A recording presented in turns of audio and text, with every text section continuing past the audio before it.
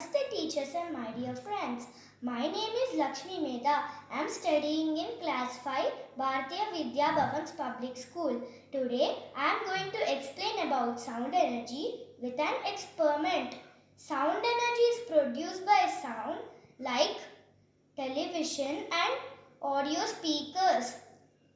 Musical instruments like tabla and guitar also produce sound energy.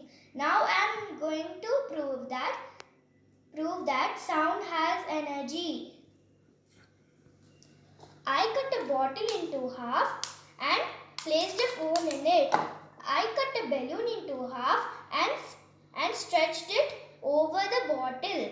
I spreaded salt on the stretched balloon.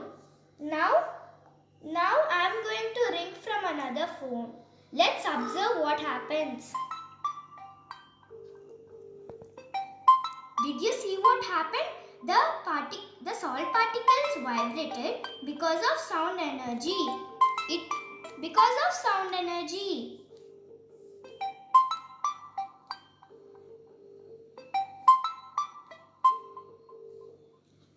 Now it is proved that sound has energy. Thank you.